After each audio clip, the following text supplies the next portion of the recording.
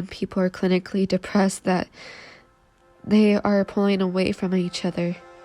But when isolation takes over because of sickness, how does that really affect our depression? For one thing, it sure makes people feel alone.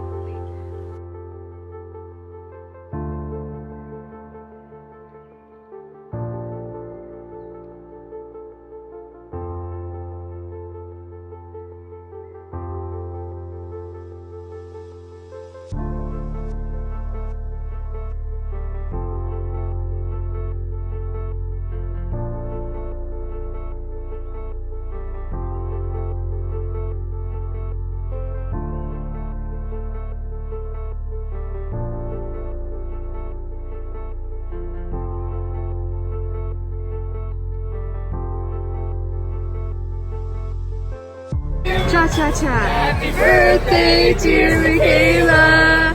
Happy birthday to you. Cha-cha-cha. Thank you. Thank you. Despite not being able to do our normal activities, there are many people out there that are coping in ways that are extraordinary to help them with their depression and anxiety. Positive things, and what I'm doing for stay positive in that terrible situation, when I see in the news bad things every day, it's like I'm doing exercise and talk with my friends. For me, the best thing is talk with my friends. Dealing with the COVID virus has been a little challenging for a few reasons.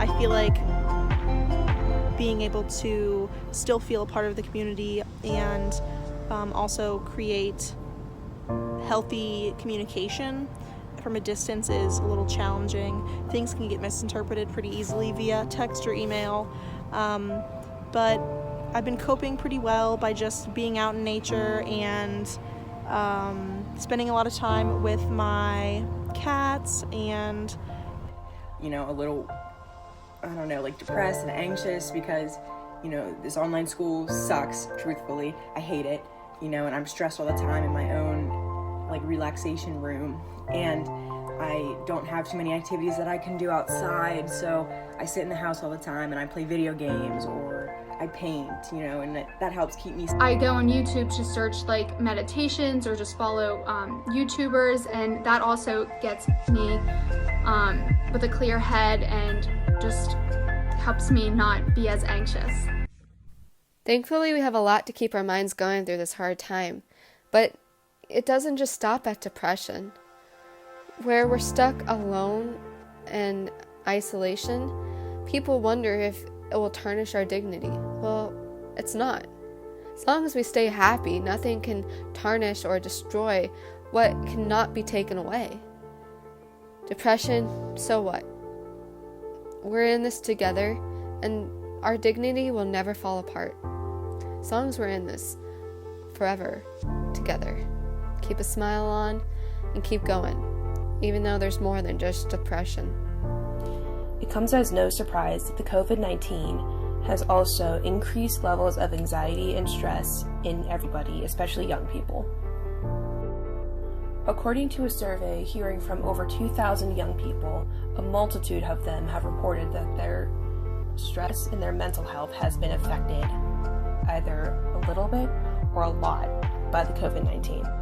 So, as a response to that, I'm going to show you guys how I cope with stress.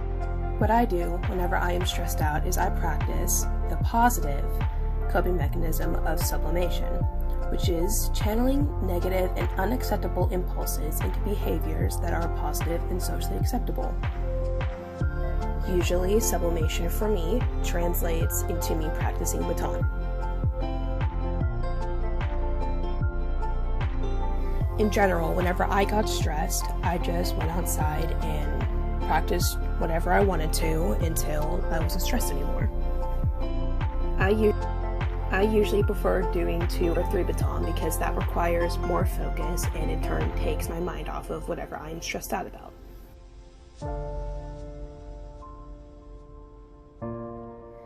Now, obviously, my way of sublimation isn't something that most other people can do. So, I've also included some other ways you can practice sublimation. For example, you could clean your room. Or you can go out and stretch. But if it's raining outside, because we're in Pittsburgh and that happens all the time, you can go indoors and stretch. A big part of sublimation involves any physical activity, but there can be even more examples. Besides completing a workout, sublimation can also include picking up a new hobby, reading, writing, or journaling, trying out a new trend that you see on social media, looking at you, whipped coffee. On a more biological perspective, sublimation, practice, especially if it involves physical activity, can release endorphins, which can relieve stress and depression for a little while. Also, using sublimation as a way to relieve stress and anxiety can also uphold personal dignity through how someone would feel after finishing a workout or finishing a painting. Satisfied. Whenever we feel happy with ourselves, our dignity can be improved slightly.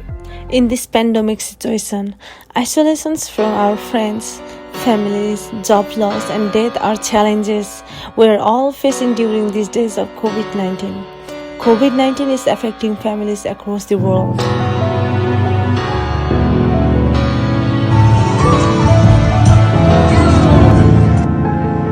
We all are practicing some form of physical distances, and it's taking toll on our emotional well-being, making so many of us isolated.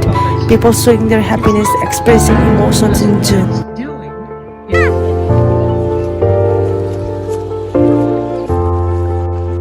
Due to isolation, people are facing mental problems, which can affect our dignity. The dignity of many people with mental health condition is not respected.